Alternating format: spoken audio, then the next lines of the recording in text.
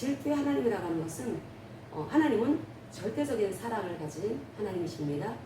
하나님의 사랑에는 우리가 언약을 맺음으로써 하나님과 이제는 부부관계가 되었다, 결혼관계가 되었다 라고 하는 것을 우리가 이해할 수 있어야 합니다. 이 하나님은 이스라엘 백성들과 언약을 체결하시고 언약을 체결한 이스라엘 백성들은 이제 부부관계가 된 것입니다. 하나님과 신랑과 신부의 관계가 된 것입니다. 신랑과 신부의 관계가 됨으로써 이제는 항상 함께하는 삶을 살아가게 된다는 거죠. 언약을 주심으로써, 말씀을 주심으로써 그래서 항상 함께 해야 되고, 그리고 그 신부인 이스라엘 백성들이 해야 될 일은 절대적으로 헌신하고 충성을 해야 합니다. 하나님은 이스라엘 백성들에게 너희들은 내 거야. 하나님 소유이고, 그래서 하나님께서는 그 이스라엘 백성들한테 요구하시는 것이 하나님만을 섬겨라. 하나님의 거인, 하나님의 소유인 이스라엘 백성들이 해야 될 일은 하나님만을 섬겨야 되는 것입니다. 그리고 하나님을 섬기기 위해서 무엇보다도 하나님이 어떤 하나님인지를 알아야 합니다. 하나님은 창조주 하나님이시고 하나님은 이스라엘 백성들을 노예살이하던 애굽에서 빼내주신 구원하신 하나님이십니다. 그럼 그 하나님을 항상 기억하고 하나님을 항상 하나님께 감사하면서 하나님을 사랑하고 하나님을 신뢰하며 살아가야 합니다. 그런데 문제가 있었습니다. 이스라엘 백성들은 어떤 사람들입니까? 이스라엘 백성들뿐이 아니라 모든 인류는 창세기 3장에 들어온 이 죄를 가지고 있는 타락한 본성을 가진 사람들입니다. 이 타락한 이 자아를 가지고 있는 사람들은 사실은 자기에 대해서 모릅니다. 우리는 나 자신에 대해서 잘할 것 같지만 하나님 안에서 말씀을 통해서 내가 어떤 존재인지를 알게 되기까지는 우리는 내가 누군지를 모른다는 겁니다. 내가 죄인이라고 하는 걸 우리가 말씀을 통해서 알지 않았습니까? 죄인이라고 하는 거, 우리가 타락한 본성을 가지고 있다고 하는 거, 이 자기중심적이고 이기적인 이 본성이 바로 세상의 모든 사람들을 가지고 있는 당연한 자연적인 그런 그 본성이라고 생각했는데 그게 아니라고 하는 것을 우리가 어떻게 압니까? 바로 말씀을 통해서 알게 된 것입니다. 말씀을 통해서 하나님께서는 우리가 어떤 존재인지를 알기를 원하십니다. 그래서 하나님께서 이렇게 부부관계를 왜 맺으셨을까? 왜 결혼관계를 맺으셔서 하나님은 신랑이시고 하나님께서는 우리에게 신부다라고 말씀을 하실까? 하나님께서 이 죄를 지은 인간이 하나님과 연합되어져 살아가지 않게 되면은 이 마음, 이 타락한 본성 안에 여전히 자기중심적인 이기적인 이 자아가 자꾸 머리를 치켜든다는 것입니다. 그게 바로 교만입니다. 이 교만이 계속해서 하나님과 이 연합되어져서 하나님을 신뢰하고 하나님을 사랑하고 이 말씀 관계 속에서 하나님과 이 생명 관계 속에서 하나님과 연합되어 살아가지를 못하게 되면은 결국은 튕겨져 나와서 내가 내 식대로 살아가려고 하고 내 마음대로 살아가려고 하고 그리고 하나님을 섬겨도 내가 이해한 하나님으로 하나님을 섬길 수 있는 그래서 형식적인 신앙에 빠질 수가 있기 때문에 하나님께서는 너희들은 나와 연합되어져 있다라고 말씀을 하고 있습니다. 연합되어져 있다고 말씀하시고 있고 너희들은 내 거야. 그리고 하나님은 질투하는 하나님이야. 질투의 하나님이야 라고 하는 말씀을 하고 계시다라는 거죠. 이 질투하는 하나님이다 라고 하는 그런 말씀을 하시는 것은 너희들은 절대로 나를 떠나서는 안 된다. 떠나면 죽는다라는 것입니다. 하나님이 사랑하시기 때문에 그와 같은 말씀을 하시는 것입니다.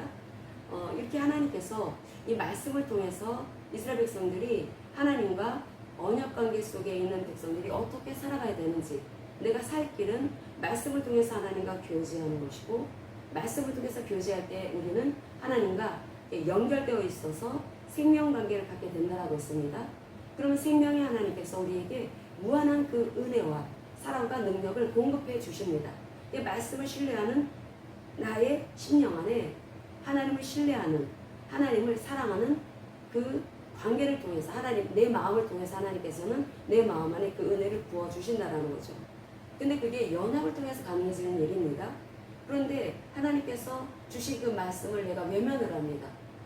그 하나님께서 그 하나님의 말씀을 지키면 축복을 받게 될 것이고 어기면은 저주를 받게 될 것이다 라고 하는 말씀을 들었어도 나는 괜찮아. 나 그 말씀 알긴 아는데 근데 그 말씀이 내 삶 속에서는 절대로 이루어질 리가 없어 라고 하는 생각을 갖게 되는 것이 교만한 사람의 마음이라는 것입니다. 인간이 그렇게 자기중심적인 거라는 거죠. 그래서 내 힘으로 나는 잘 살 수 있다라고 생각할 수가 있고, 그리고 또 내가 이 마음의 평안함을 갖는 것도, 내가 또 삶 가운데 기쁨이 넘치는 삶을 살아가는 것도 하나님으로 인해서 그렇게 살 수 있는 것이 아니라 나는 내가 그것을 할 수가, 창출해낼 수가 있어 라고 하는 마음을, 다른 사람이 아니라 언약을 맺은 백성도 그 같은 생각을 할 수 있다는 것입니다. 그래서 우리가 그 신명기 29장을 보겠습니다. 신명기 29장 20절, 신명기 29장 20절. 우리가 그 새벽에 신명기 28장을 나가고 있는데, 축복에 대한 말씀은 14절 아주 짧습니다. 하나님께서 백성들, 언약의 백성들이 하나님의 말씀을 지킬 때 들어가도 복을 받고 나가서도 복을 받고 네가 하는 모든 일들이 복을 받을 것이고 네가 키우는 가축도 복을 받을 것이고 너가 하는 일들마다 하나님의 놀라운 그런 축복을 입어서 너는 세상의 머리가 될 것이고 꼴이 되지 않을 것이다. 세상에서 인정받는 그런 삶이 될 것이다. 그것이 바로 하나님의 말씀을 지켰을 때 받는 그런 축복입니다.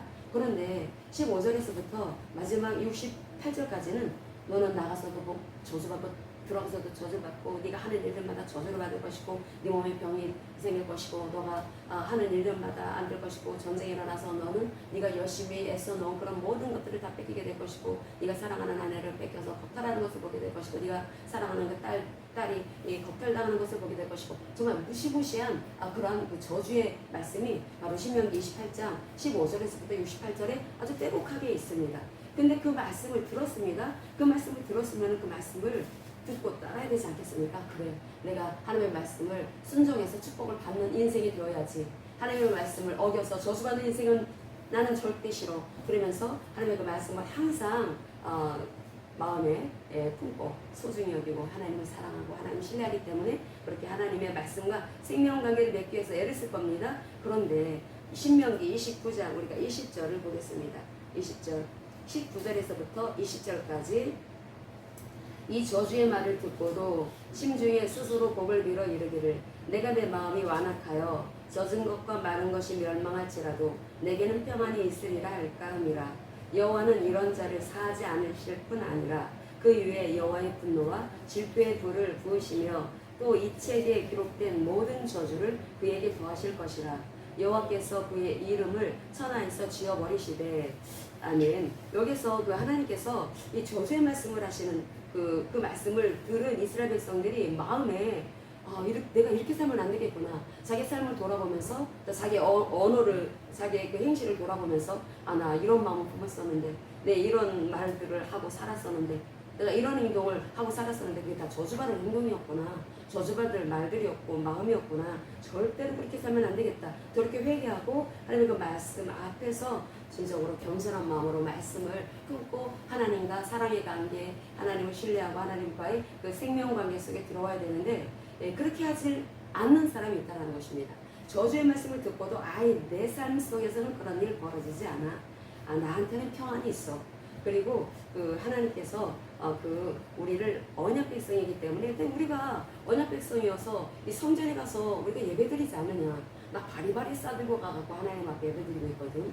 나 그렇게 이렇게 신실한 사람이야. 스스로 착각한다는 것입니다. 이 형식적인 신앙을 가진 사람들이 그런 사람들은 하나님을 말씀을 통해서 이해를 하고 말씀을 통해서 아는 것이 아니라 하나님을 어떻게 하냐면 인본적인 지식으로 안다라는 거죠. 자기식의 하나님, 자기가 생각한 자기가 이해한 하나님으로 하나님을 그렇게 곡해하고 오해한다라는 것입니다. 그런 사람들은 이 저주의 말을 들어도 우리 언약 백성은 절대 그런 일이 일어나지 않아 라고 그렇게 생각을 하고 있다라는 것. 그런 사람들에게 하나님께서는 절대로 용서하지 않을 것이다 라고 말씀을 합니다. 용서하지 않을 것이고 그리고 하나님께서는 질투의 불을 부으실 것이다 라는 말씀을 하고 있습니다. 이 질투의 불을 그 불을 하나님께서 그 사람한테 쏟아 부으시고 그리고 이 기록된 이 책에 신명기 이 책에 28장에 기록된 모든 저주를 그에게 더하실 것이라 라고 말씀을 하고 있습니다. 더하실 것이라고 하는 것은 저주를 또 다른 것도 보태서 더한다라는 그런 의미로 우리가 이렇게 얼핏 들으면 우리나라 말이 그렇게 이해되어지지 않습니까? 원어를 보면 그게 아니라 이 저주가 따라간다라는 것입니다. 하나님의 말씀을 어기며 살아가는 그 사람을 이 저주가 인격을 가지고 있는 하나님의 말씀이기 때문에 그냥 막 따라간다라는 거죠. 따라가서 그 사람 삶 속에 그 저주를 일으킨다라는 것입니다. 그러니까 무시무시한 저주. 그런 삶이 결국은 하나님의 말씀을 어긴 사람들의 그 삶 속에서 벌어지게 될 것이다 왜? 하나님은 질투의 하나님이기 때문에. 하나님과 사랑의 관계 속에서 하나님을 신뢰하고 하나님의 말씀을 따르며 살아가야 되는데 그 하나님의 그 말씀을 딱 떠납니다. 떠나고 내 생각이 옳다라는 거죠. 내 생각이 옳고 그리고 자기 뜻을 따릅니다. 그렇게 하다 보니까 그 교만이 결국은 패망의 선봉이 되어서 하나님의 그 저주를 불러일으킬 수밖에 없는 그런 끔찍한 그런 심판을 받게 되는 것인데, 그런데 그러한 그 심판을 받을 사람들이 바로 이스라엘 백성들이었다는 것입니다. 남유다 사람들, 바로 그 북이스라엘의 그 사람들은 722년 BC 722년도에 아시리아에 의해서 멸망당합니다. 남유다는 BC 586년도에 그 바벨론에 의해서 멸망을 당하게 되죠.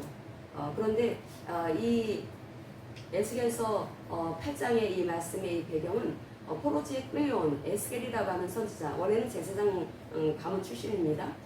그 에스겔이라고 하는 사람에게 하나님께서 찾아가셔서 선지자로서 기름을 부어주시고 그 사람을 세웁니다. 선지자로 세워주셔서 그래서 이 포로지에 끌려가서 남유다 사람들이 포로지에서 그 공동체 생활을 한 것입니다. 거기 끌려와서 그 바벨론의 남부 지역에서 살았는데 그곳에 있던 이 유다인들에게 하나님께서 이 말씀을 주시죠.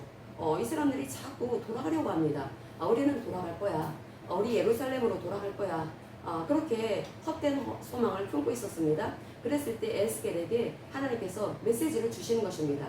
에스겔이 그 25살에 거기 바벨론에 끌려가게 됩니다. 제2차 포로가 되어서 바벨론에 끌려가게 되죠. 그래서 거기에서 한 5년 정도 지내고 나서 하나님께서 그를 세우십니다. 그래서 30살이 되었을 때 선지자로서 부르심을 받게 되는데, 그때 에스겔서 1장에 보면은 하나님의 영광이 나타나는 그 모습이 이게 아주 이렇게 잘 나와 있습니다. 에스겔서 1장에 보면은 에스겔이 본 그 하나님의 영광이 참으로 추월적인 하나님의 임재였었고 참으로 놀라운 하나님의 그 임하신 그런 그 모습이었습니다. 그런 모습을 본 그 에스겔에게 2차로다가 한 1년 2개월 정도 지나고 나서 또 하나님께서 그 같은 모습으로 그 발강가에서 봤던 첫 번째 봤던 그 영광을 다시 한번 또 보게 됩니다. 보게 되는데 하나님께서 에스겔을 바로 그 포로지에 끌려와서 그 포로 생활을 하던 그 에스겔에게 하나님께서는 머리 한 움큼을 딱 집어서 그 예루살렘으로 1600km나 떨어져 있는 예루살렘으로 공간을 이동시켰다는 것입니다. 이 부분에서 학자들의 의견이 둘로 갈라집니다. 공간으로 실제로 이동시키신 것이다. 아니다. 환상을 본 것이다. 그래서 보통은 이제 성전 환상을 본 거다. 이렇게 말을 합니다. 성전 환상을 에스겔이 보게 됩니다. 에스겔이 보게 된 그 환상은 너무나 놀라운 환상이었습니다. 하나님이 분명히 계신 하나님의 영광이 머물러야 될 그 여호와의 성전입니다. 거룩한 하나님의 성전, 그 성전에 바로 우상 숭배하는 사람들이 있었다라는 거죠. 우상 숭배하는 사람들이 그곳에 머무르고 있었습니다. 머무르고 있었었는데, 근데 그 사람들이 하는 그 행태를 보니까 성전에서 이 사람들이 그 성전 바깥들이 있고 안뜰이 있는데 바깥들과 안뜰 사이에 담장이 있습니다. 담장이 있어가지고 사람들의 출입을 제한시킨다라는 거죠. 그러니까 이 바깥들에서 안뜰로 들어가기 위해서는 문을 통과를 해야 되는데, 그러니까 거기 아무나 함부로 들어갈 수가 없는 곳입니다. 근데 그곳에 사람들이 들어가서 어떤 짓을 하고 있었냐면은 우상 숭배를 하고 있었습니다. 우상 숭배를 하고 있던 그 장소가 어디였었냐면은 번제단 바로 옆이었다는 거죠. 번제단과 아주 가까운 곳에서 그들은 바로 언약 백성인 이스라엘 백성들이 우상 숭배를 하고 있었습니다. 그런데 그곳에 또 보니까 하나님이 계셨습니다. 하나님의 영광이 바로 그곳에 계셨다라는 거죠. 그러니까 이것이 어떤 것이냐면은 바람피는 그 부인의 불륜의 현장을 남편이 딱 보게 될 것이라는 것입니다. 그때 그 남편의 마음이 어떨까요?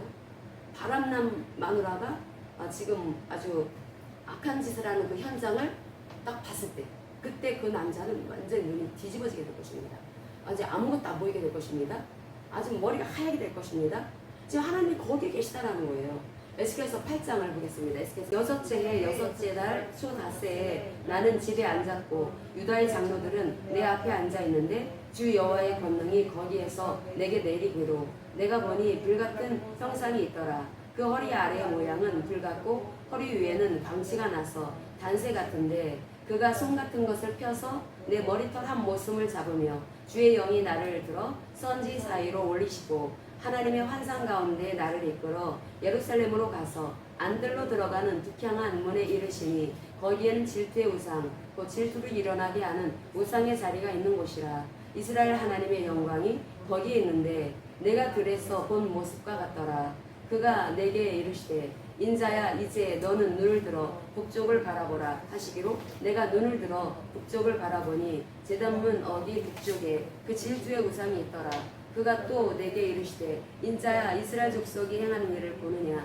그들이 여기에서 크게 가증한 일을 행하여 나로 내 성소를 멀리 떠나게 하느니라. 너는 다시 다른 큰 가증한 일을 보리라 하시더라. 아멘. 여기서 그 8장에 보면은 그 네 가지의 우상 숭배를 하는 것을 하나님이 보여주십니다. 근데 여기 보면은 여인 내에서부터 종교 지도자 또 정치 지도자에 이르기까지 모두들 우상 숭배를 하고 있었다는 것입니다. 그러니까 이스라엘의 그 남유다의 이스라엘 백성들 바로 그 예루살렘에 있는 모든 백성들이 하나같이 전부 우상 숭배를 하고 있었다는 거죠. 그 우상 숭배를 하고 있는 그 사람들, 그 사람들이 바로 다모스 신에게 또 여기서 아세라 신에게 그렇게 열심히 비나이다 합니다. 하나님께서는 우상 숭배를 하는 백성에게 질투를 일으킵니다. 이 질투하시는 하나님이라고 하는 것은 언약을 전제로 하는 것입니다. 언약을 맺은 백성이 하나님의 말씀을 떠났을 때 하나님은 질투를 일으키십니다. 질투를 일으키시는데 그런데 그 질투의 하나님께서 우상 숭배 현장 옆에 계셨다라는 거죠. 우상 숭배 현장에 그곳은 바로 번제단에 나와서 이스라엘 백성들이 자신의 그 죄를 그 항상 하나님 앞에 그 회개를 하고 그 번제단은 자신의 그 허물 자기의 그 부지중에 지은 그 죄를 하나님 앞에 용서를 구하면서 그 제사를 드리는 곳이 바로 번제단의 제사였습니다. 근데 그 번제단에서 자기 그 자아, 자기 그 교만함, 자기 그 허물 이런 것들을 다 태우는 그러한 제사를 드려야 되는 하나님 앞에 용서해달라고 해야 되는 그러한 그 장소 옆에 가까운 곳에서 이들이 하는 일은 비나이다 우리 잘되게 해주시옵소서. 그러면서 그들이 아세라 신에게 다모스 신에게 다모스 신은 식물의 신입니다. 그래서 비를 뿌리는 식물의 신이고 그래서 그 비가 내려야지 거기는 농사가 잘 되는 거니까 그렇게 비나이다 그렇게 신을 향해서 또 태양을 향해서 경배를 하고 있었다라는 거죠. 그 모습을 지켜보던 하나님의 마음은 어땠을까? 하나님께서 언약을 맺으셨을 때에는 너와 나는 이제 결혼관계 안에 있다. 결혼관계 속에 있고 내가 너와 항상 함께 할 거야. 나는 너와 항상 동행하면서 너와 동반자 관계 속에 있을 거다. 그러니까 너는 절대로 세상을 바라보면 안 돼. 네 마음속에 끊임없이 올라오는 자기중심적인 이기적인 욕망을 바라보면 안 된다. 너는 항상 내가 너희에게 살으라고 준 그 말씀, 그 율법의 말씀, 토라의 말씀을 늘 마음에 새기면서 자나 깨나 언제든지 서 있으나 앉아 있으나 길을 갈 때에나 늘 그 말씀을 통해서 나와 교제하면서 그래서 늘 나와 너와 너희 사이의 생명관계, 사랑의 관계, 그리고 신뢰의 관계로 늘 함께하는 삶을 살아가야 된다. 하나님께서 그렇게 해서 언약을 맺은 백성들한테 요구하는 것은 신뢰하는, 하나님을 신뢰하는 거였습니다. 그래서 하나님께서는 절대적으로 너희들은 나를 신뢰해야 되고 그리고 충성해야 된다. 그러면은 그 마음 안에 헌신하는 마음이 아주 자연스럽게 일어나게 됩니다. 그러니까 하나님께서는 질투의 하나님이라고 하는 것은 절대적인 사랑을 하나님께서는 그 속성으로 가지고 계시기 때문에 그래서 그 사랑과 하나님과 백성과의 사이에 그 어떤 것도 낄 수가 없어서 하나님께서는 그 관계의 배타성을 말씀하기 위해서 질투의 하나님이다 라고 하는 말씀을 하셨다는 거죠. 그러니까 배타적인 사랑, 그 어떤 것도 낄 수 없는 그런 그 배타적인 사랑, 하나님이 절대적으로 우리를 사랑하시고 우리를 품으시는 하나 되어진 연합되어진 삶을 살아가야 된다라고 하는 것을 말씀하고 있다는 것입니다. 그런데 살면서 죄를 지을 수가 있죠. 그럴 때 이 성전에 나와서 이제 죄에 대해서 회개를 하고 다시는 죄를 짓지 않겠습니다. 그래서 번제단에서 그 자기를 대신해서 죽는 그 희생된 각이 떠져서 불태워지는 그러한 제물을 보면서 내가 저렇게 저곳에서 죽어야 되는데 흠 하나 없는 그 짐승이 보통 자기가 키우는 그런 짐승을 갖다가 바칩니다. 내가 그렇게 아꼈던 그 짐승이 나 대신에 저렇게 죽는구나. 내 양이 나 대신에 저렇게 태워지고 있는구나. 태워지고 있구나. 그걸 보면서 절대로 죄 지으면 안 되지. 그런 마음을 먹어야 되는데 그 장소, 그 번제단에 아주 가까운 곳에서 자기의 그 욕망을 충족시킬 그런 그 신에게, 태양에게, 또 담무스 신에게, 아세라 신에게 열심히 우리 잘 되게 해달라고, 우리 풍년들게 해달라고, 우리 하는 일들마다 모든 것들이 다 형통하게 해달라고 그런 기도를 하고 있었다는 것입니다. 하나님께서 얼마나 그 마음 안에 그 분노의 마음이 일어나셨을지, 그 분노의 마음, 우리가 하나님의 그 사랑의 그 마음이 결국은 이 분노로 이어지게 되는데, 우리 지난번에 그 아나프라고 하는 단어 살피지 않았습니까? 낙타가 킁킁하는 소리. 낙타가 킁킁할 때 그 아나프라고 하는 단어의 유래가 낙타의 콧소리에서 유래했다고 했습니다. 낙타의 콧소리는 자기가 화가 났을 때, 그리고 좌절했을 때 보통 킁킁 소리를 한다고 했습니다. 그러면 낙타를 키우는 그 주인이 그 낙타가 자기 주인을 공격하려고 하는 것이 아니라 낙타가 화가 난 게 앤내비네, 그렇게 생각한다라는 거죠. 하나님께서 그 하나님의 분노를 왜 낙타의 그 콧소리로 그 단어가 나오게 하셨을까?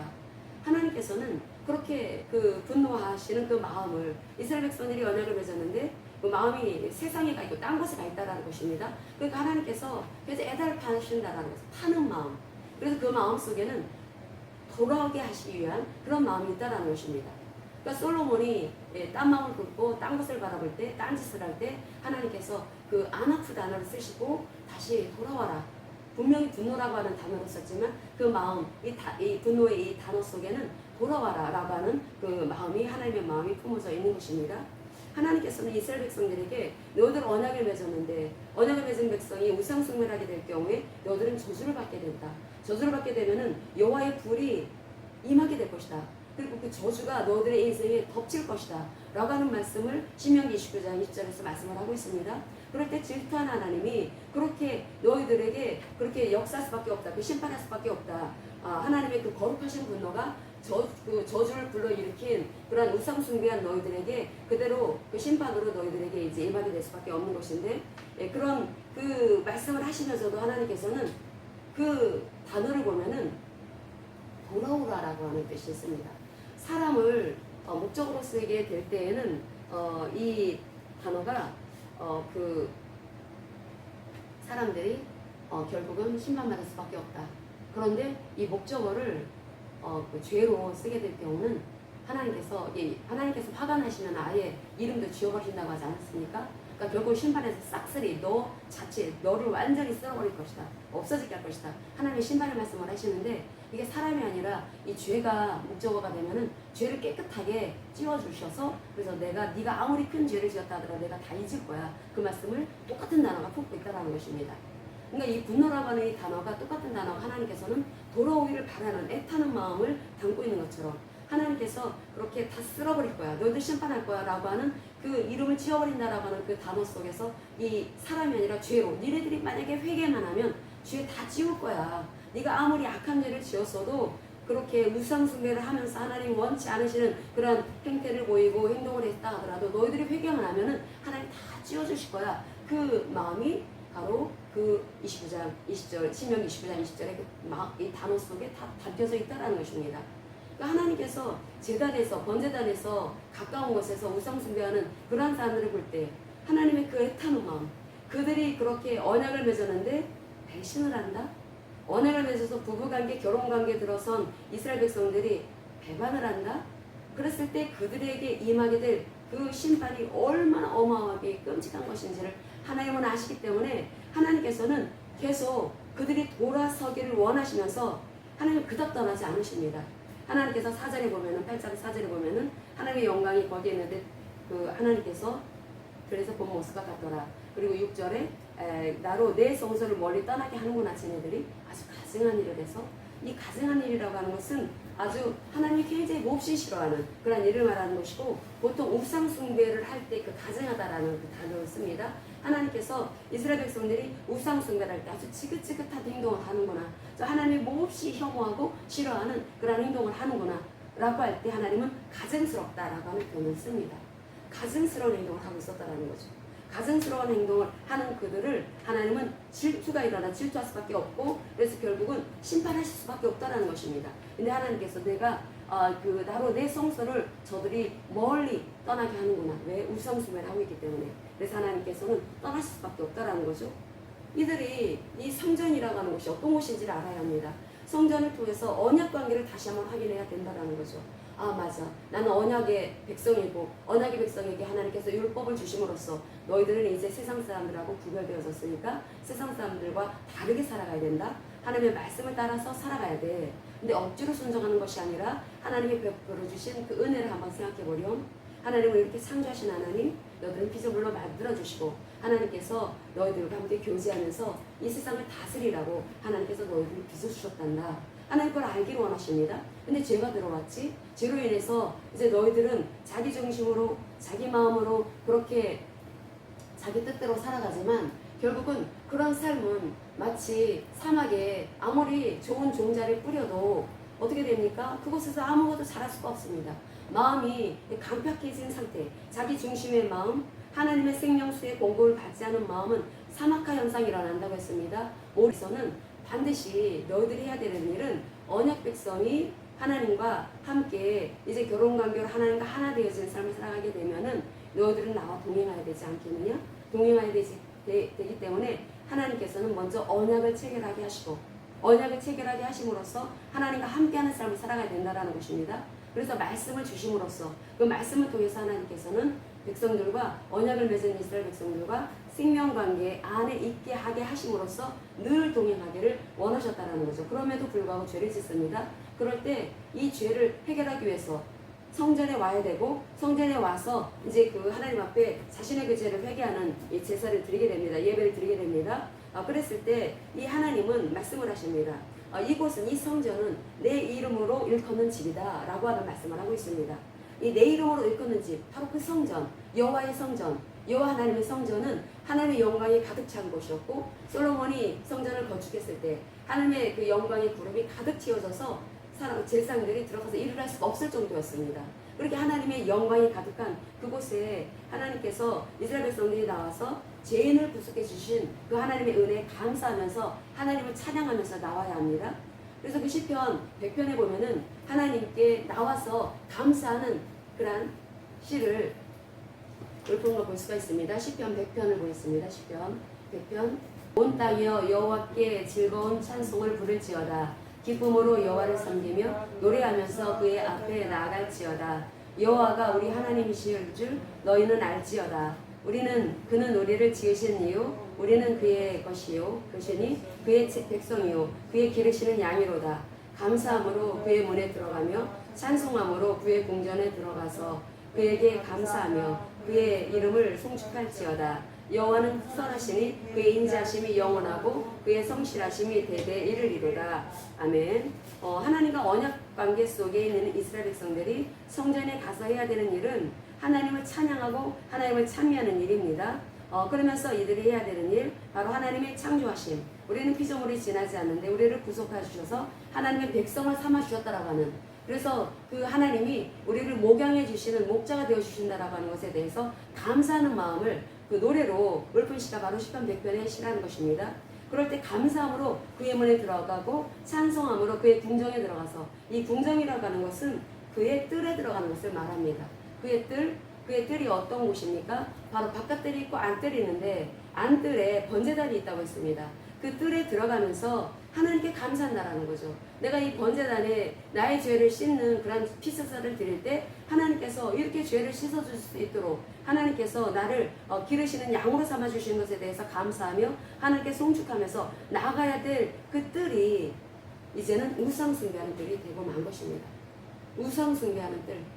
하나님께서는 그 속성 가운데 그 절대적인 사랑을 가지고 계시지만 그 절대적인 사랑을 가진 그 하나님이 언약에 맺은 백성이 바람을 폈을 때, 딴 데 눈을 돌렸을 때 하나님과 하나 되어진 마음을 갖지 않고 자기 교만한 마음으로 자기식의 그 판단으로 하나님을 해석을 하고, 그래서 형식적인 신앙을 가졌을 때 하나님은 질투하는 하나님이다 라고 말씀을 하고 있습니다. 질투는 언제 하나님께서 언제 질투하느냐? 우상 숭배할 때 질투한다라고 말씀을 하고 있다라는 거죠.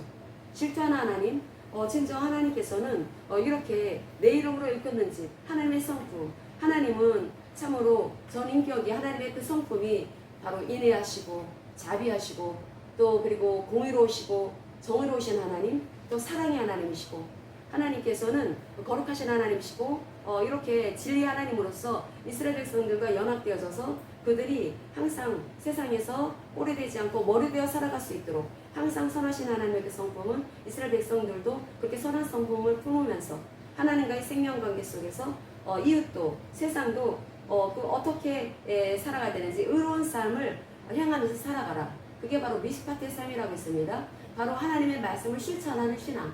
실천하는 신앙을 세상에 보이면서 살아가야 되는데 이스라엘 백성들은 그렇게 하지 못합니다. 남유다 백성은 하나님의 그 말씀을 따르지를 못합니다. 그래서 하는 일들은 이스라엘에 폭력이 난무를 하고 그리고 하나님의 그 말씀을 떠난 사람들, 이기적이고 자기 중심적이고 완전히 윤리가 타락을 하고 하나님의 그 말씀을 따른 언약 백성다운 모습은 하나도 찾을 수가 없는 그런 그 도시였는데, 그 성읍이었는데, 근데 그곳에서 거기에 대해서 제사장, 선지자, 그리고 또 이 정치 지도자들, 그 모든 종교 지도자들이든 정치 지도자들이든 한결같이 그들은 일반 백성도 똑같이 지도자들이 그러니까 백성들도 한결같이 하나님 앞에 바르지 못한 모습을 회개하는 것이 아니라 그저 비나이다 비나이다 의 신앙, 그렇게 하나님의 질투를 유발시키는 그런 우상 숭배를 하면서 그렇게 그 예루살렘을 멸망시와 완전 하나님의 그 심판을 불러일으키는 그런 행동을 하고 있었다라는 것입니다. 하나님의 그 성전에서 하나님의 성품을 깨달아 알고 그 하나님의 그 이름으로 불려지는 그 집에서 진정 하나님의 그 말씀을 통해서 하나님의 성품을 닮아가는 그러한 삶을 살아가야 되는데 그들은 그렇게 살지 못합니다. 그래서 그 번제단에서 그 하나님의 그 은혜를 발견을 하고 그래서 이제 다시는 이제 그런 죄된 삶을 살지 말아야지. 그래서 세상에 가서 하나님을 사랑하고 이웃을 사랑하는 그런 삶을 살아가야 되는데 이들 마음 안에는 오직 자신의 그 욕망, 어떻게 하면 내가 잘 살 수 있을까? 어떻게 하면 내가 잘 될 수 있을까? 오직 그 욕심과 욕망과 어떤 그 현세적인 그러한 그 욕구, 어떤 이기적인 탐욕적인 그러한 그 욕망만 가득했었다라는 것입니다. 그러니까 이 하나님의 이 성전이 그 자신들의 어떤 죄를 계속 항상 그 처리하면서 해결받으면서 하나님과 하나 되어지는 삶을 살아가면서 하나님과 연합되어져서 하나님과 사랑과 신뢰의 관계로 나아가려고 하는 것이 아니라 이 성전을 찾은 것은 자신들의 안위를 보장받기 위해서 성전을 찾은 것입니다. 그리고 자신의 그 어떤 죄를 지었을 때 그 해결받는 장소, 그냥 제사만 드리면 동물 제사 희생될 그런 제물만 많이 바치면 하나님이 그렇게 그 용서해 줄 거다라고 그렇게 착각을 했었다라는 거죠. 자신들에게 삶은 전혀 돌아보지 않았다라는 것입니다. 그들의 삶의 태도를 보면은 이교도 우상 숭배를 하는 사람들이랑 똑같았다라는 거죠. 7장 1절에서 11절까지 보겠습니다. 여호와께로부터 예레미야에게 말씀이 임하니라. 이르시되 너는 여호와의 집 문에 서서 이 말을 선포하여 이르기를 여호와께 예배하러 이 문으로 들어가는 유다 사람들아 여호와의 말씀을 들으라. 만군의 여호와 이스라엘 하나님께서 이와 같이 말씀하시되 너희 길과 행위를 바르게 하라. 그리하면 내가 너희로 이곳에 살게 하리라. 너희는 이것이 여호와의 성전이라 여호와의 성전이라 여호와의 성전이라 하는 거짓말을 믿지 말라. 너희가 만일 길과 행위를 참으로 바르게 하여 이웃들 사이에 정의를 행하며 이방인과 고아와 과부를 압제하지 아니하며 무죄한 자의 피를 이곳에서 흘리지 아니하며 다른 신들 뒤를 따라 화를 자초하지 아니하면 내가 너희를 이곳에 살게 하리니 곧 너희 조상에게 영원 무궁토록 준 땅이니라. 보라 너희가 무익한 거짓말을 의존하는도다. 너희가 도둑질하며 살인하며 간음하며 거짓 맹세하며 바알에게 분향하며 너희가 알지 못하는 다른 신들을 따르면서 내 이름으로 일컬음을 받는 이 집에 들어와서 내 앞에 서서 말하기를 우리가 구원을 얻었나이다 하느냐? 이는 이 모든 가증한 일을 행하려 함이로다. 내 이름으로 일컬음을 받는 이 집이 너희 눈에는 도둑의 소굴로 보이느냐? 보라 나 곧 내가 그것을 보았노라. 여호와의 말씀이니라. 아멘. 예레미야 선지자하고 에스겔 선지자 거의 비슷한 시대에 활동했습니다. 예레미야는 그 남유다 예루살렘에서 활동을 하고 있었고 그 비슷한 시기에 그 에스겔은 포로지에 끌려간 바벨론에서 그 활동을 했습니다. 이 바벨론에서 활동한 에스겔에게 주신 이 말씀과 1600km나 떨어져 있는 남유다 예루살렘에서 활동한 예레미야에게 주신 말씀과 똑같습니다. 이들이 우상숭배를 했다. 우상숭배를 했는데 이들이 하나님 앞에 나서 제사들을 예배드리지 않은 게 아닙니다. 제사를 드렸습니다. 그런데 이들의 행동은 전혀 하나님을 믿는 백성의 모습이 아니었다라는 거죠. 하나님을 믿는 백성은 그 예레미야서 7장 5절에 길과 행위를 바르게 해야 된다라는 말씀을 하고 있습니다. 우리가 항상 이 길이라고 하는 것에 대해서 이것은 바로 옛적 선한 길, 바로 하나님께서 선한 길이라고 하는 것은 토부의 말씀이라고 했습니다. 하나님이 살으라고 생명의 말씀을 주셨는데 그게 바로 토부라고 했습니다. 토부. 모세오경을 보통 말합니다. 모세오경. 그 모세오경의 말씀, 그 말씀을 통해서 내가 어떻게 살아가야 되는지, 제 가운데 있는 인간은 죄를 지어서 자기 중심으로 살게 되면은 결국 멸망받아 지옥에 갈 수밖에 없기 때문에 하나님께서는 그 이스라엘 백성들을 바로 이집트에서 빼내주시고 언약을 체결하심으로써 토라의 말씀 주시고 그래서 이제 너희들은 이제 하나님이 인도하시는 길을 가라 라고 해서 말씀을 주신 것입니다. 그 말씀을 따르면 말씀을 실천하면 하나님이 원하시는 그 길을 가게 된다라는 거죠. 근데 그 길을 이탈했다라는 것입니다. 이게 무엇일까? 길이 자기 생활 습관을 말하는 것입니다. 생활 습관, 아주 자기 사고 방식, 자기 어떤 라이프 스타일, 그게 바로 길입니다. 그러니까 우리의 이 라이프 스타일, 우리의 생활 습관, 사고 방식이 하나님 중심적이냐 아니면 세상 중심적이고 나 중심적이냐 그걸 살펴봐야 될 일이라는 거죠. 그런데 하나님 중심적이지 않을 때 바리바리 싸서 들어가서 예배를 드렸다 하더라도 하나님은 받지 않는다라고 말씀하시고 하나님은 질투를 일으키신다라는 것입니다. 지금 이미 마음을 떠났기 때문에 하나님을 떠났기 때문에 그런데 그 행위는 길과 행위를 바르게 해야 되는데 이들은 바르지 않았습니다. 그 행위는 그래서 구체적인 삶이 이제 그 내가 하나님 중심적인 삶을 살아가리라 라고 하는 마음을 먹는다면 모든 내가 이제 그 가족과의 관계 이제 이웃과의 관계 이렇게 사람들과의 교우들과의 관계 이런 거로 이제 생각할 수가 구체적으로 생각할 수가 있겠죠. 근데 이런 것들을 하나님께서는 그 바른 모습을 이스라엘 백성들에게 발견할 수 없었다는 것입니다. 발견할 수 없었는데 근데 그것이 왜 그러는가? 이 에스겔이 하나님의 그 성전에서 우상 숭배하는 모습을 봅니다.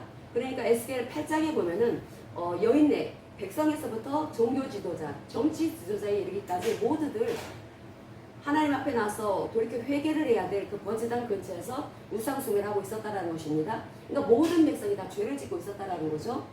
지금 에스겔은 그 성전의 그 환상을 통해서 예루살렘의 그 성전을 보는 것입니다.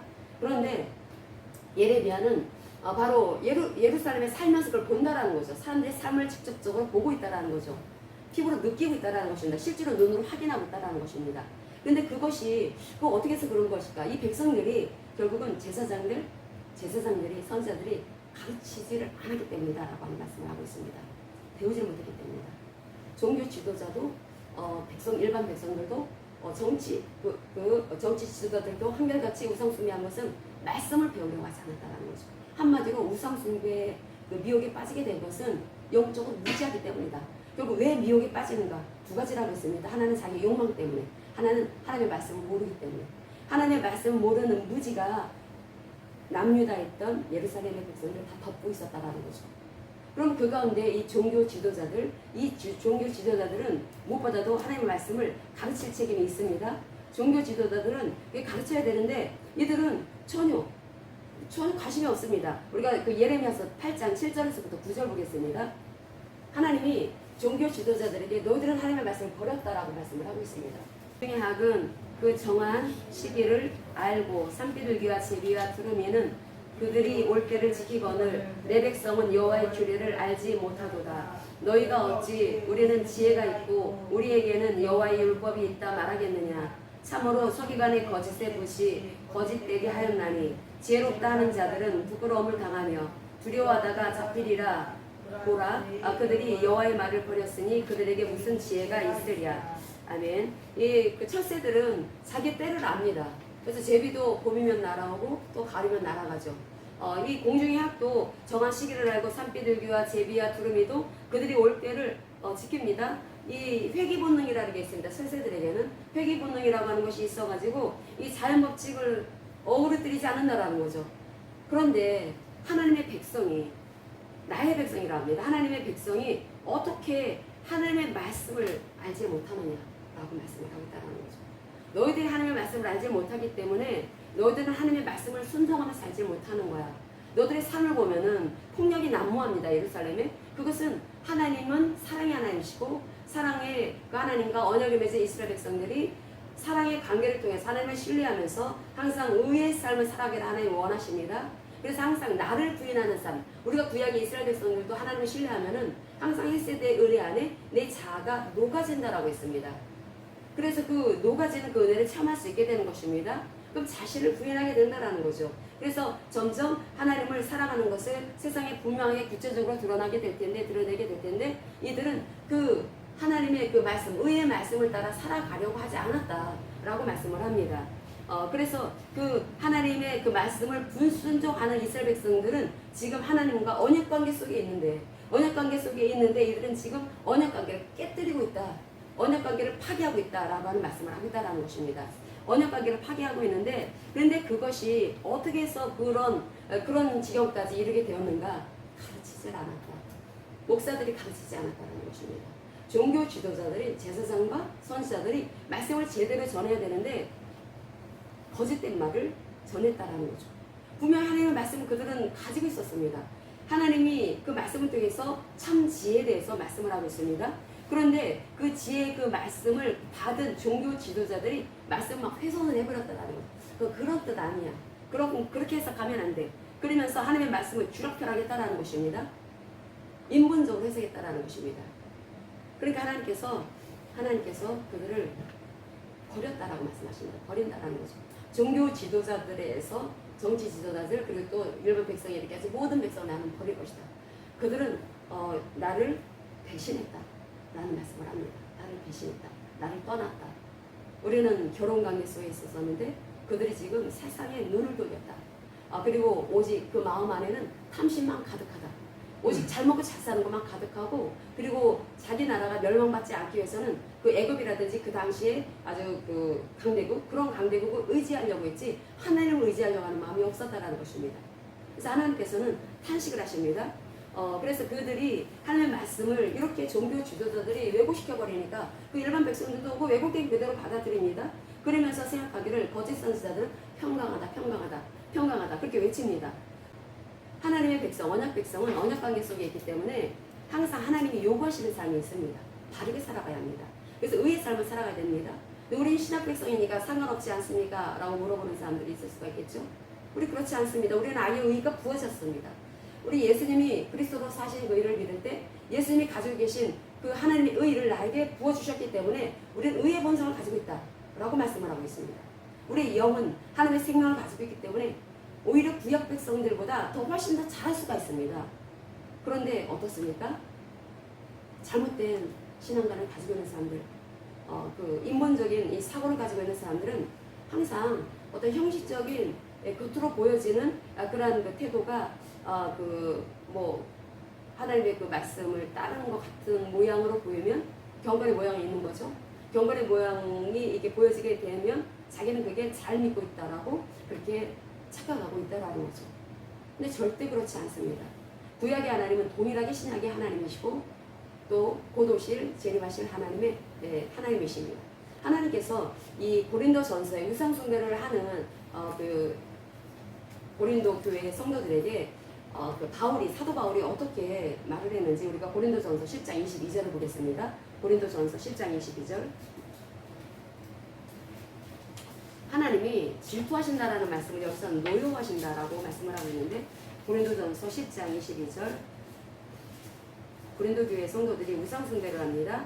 우상 숭배를 할 때 그때 그 고린도 교회 성도에게 신약의 백성이니까 하나님은 사랑의 하나님이시니까 그냥 무조건 용서하십니까? 회개하지 않으면 안 됩니다. 이 질투의 하나님이라고 하는 것, 질투라고 하는 것은 그렇게 회개하기를 원하시는 하나님의 마음이 담겨져 있고 그리고 그 질투 안에는 하나님의 심판이 거기에 담겨져 있습니다. 하나님은 사랑의 하나님이시지만 심판의 하나님, 하나님은 의로우신 하나님이시지만 또한 공의로우신 하나님이십니다. 그 공의로우신 하나님이시기 때문에 반드시 심판하신다라는 거죠. 고린도전서 10장 22절을 같이 읽겠습니다. 그러면 우리가 주를 노여하시게 하겠느냐? 우리가 주보다 강한 자냐?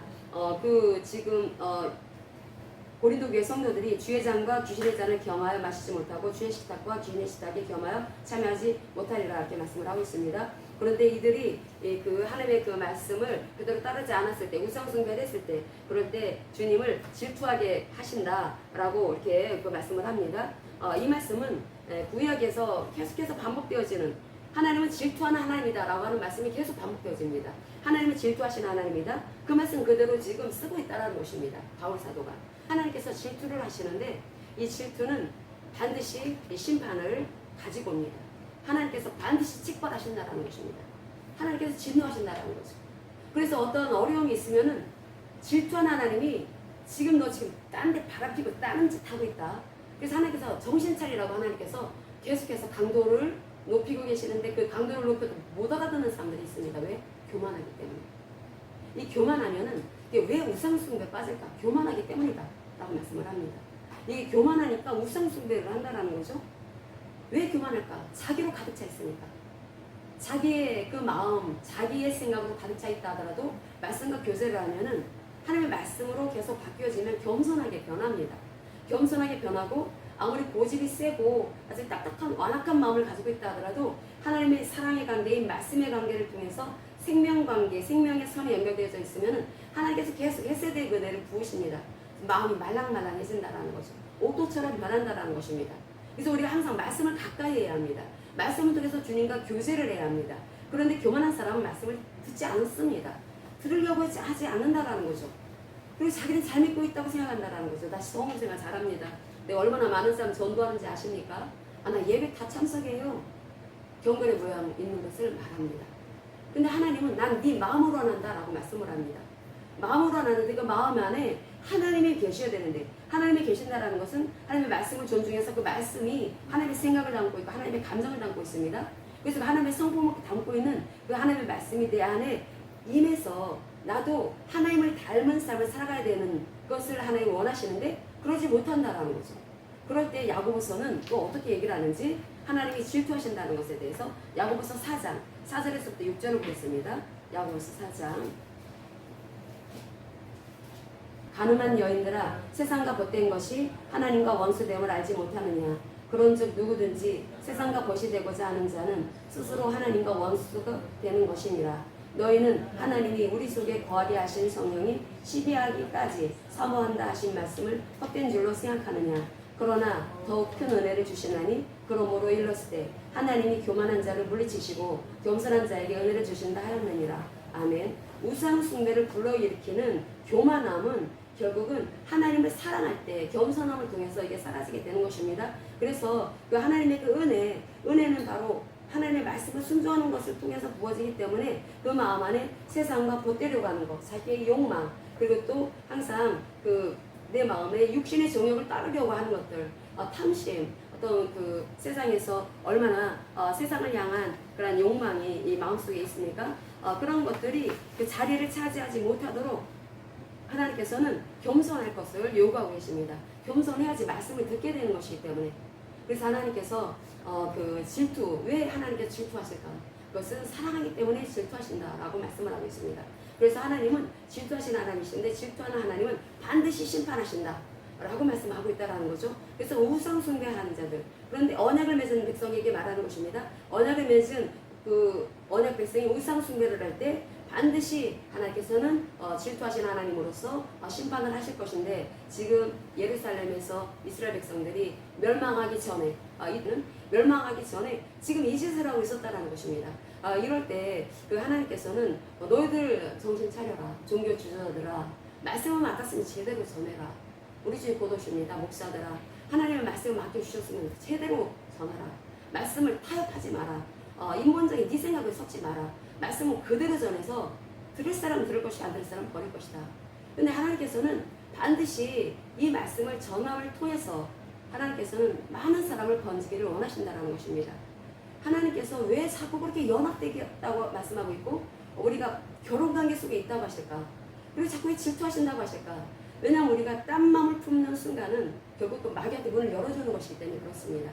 우리가 하나님을 의지하지 않으면, 하나님을 의존하도록 그렇게 빚어진 우리가 하나님을 의지하지 않게 되면 내 마음 안에 다른 걸 채웁니다.